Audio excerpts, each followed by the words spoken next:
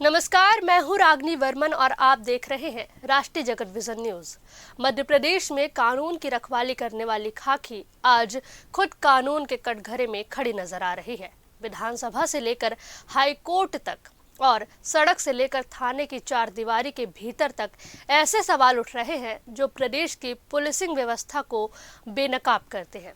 आज हम आपको बताएंगे कैसे पिछले 2 सालों में 329 पुलिसकर्मी खुद आपराधिक मामलों में फंसे और कैसे मंदसौर का मल्हारगढ़ थाना क्षेत्र एक निर्दोष छात्र को 2.5 किलो अफीम रखकर झूठे केस में फंसा देता है। यह कहानी सिर्फ आंकड़ों की नहीं, यह कहानी है सिस्टम के नैतिक विफलता की। दरअसल विधानसभा में कांग्रेस विधायक बाला बच्चन के सवाल पर मध्य प्रदेश सरकार ने जो आंकड़े पेश किए हैं वो चौंकाने वाले नहीं बल्कि डराने वाले हैं। सरकार ने माना है कि पिछले 2 सालों में 329 पुलिसकर्मियों के खिलाफ आपराधिक मामले दर्ज हुए।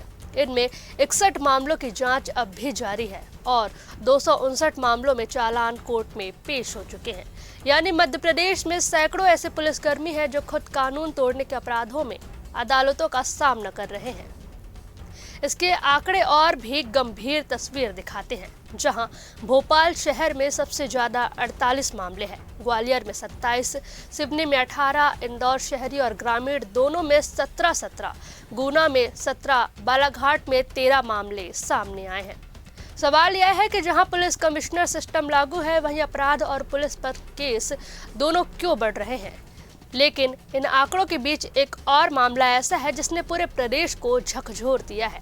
यह मामला है मंदसौर का मल्हारगढ़ थाना का। वही थाना जिसे कभी देश के 9 सर्वश्रेष्ठ थानों में गिना गया था, आज वही थाना एक निर्दोष छात्र को झूठे एनडीपीएस केस में फंसाने के आरोप में घिरा हुआ है। पीड़ित छात्र का नाम सोहन लाल है। वो 12वीं में फर्स्ट डिवीजन से पास हुआ और पीएससी की तैयारी का सपना देखने वाला युवक है। लेकिन 29 अगस्त 2025 को मल्हारगढ़ पुलिस ने दावा किया कि उन्होंने 18 वर्षीय छात्र सोहन लाल के पास से 2 किलो 700 ग्राम अफीम पकड़ी है।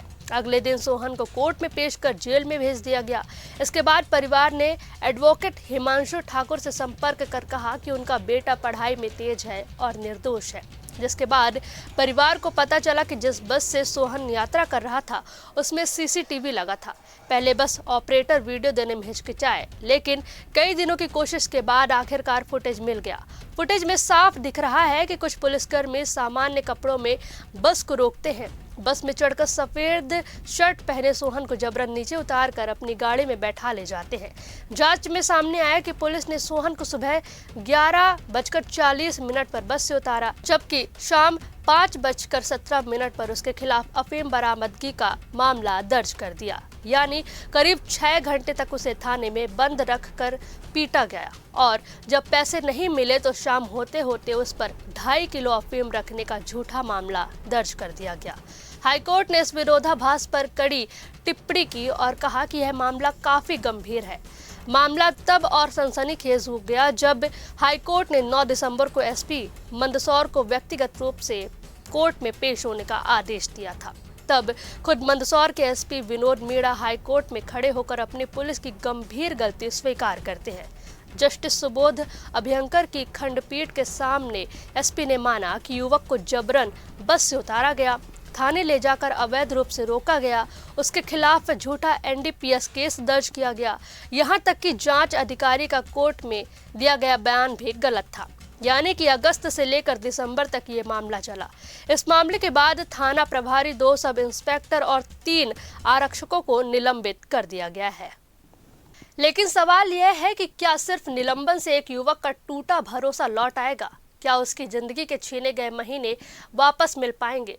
जब एक मॉडल थाना ऐसा कर सकता है, जब 329 पुलिसकर्मी खुद अपराधों में फंसे हों और जब एक एसपी को अदालत में अपनी ही पुलिस के खिलाफ गलती माननी पड़े, तो यह साफ है कि यह सिर्फ मामला नहीं, यह पूरे सिस्टम की गहरी बीमारी है। आज मध्य प्रदेश में सवाल यह नहीं है कि एक निर्दोष फंसा है या नहीं, सवाल यह है कि कानून के रक्षक पर जनता कैसे भरोसा करे।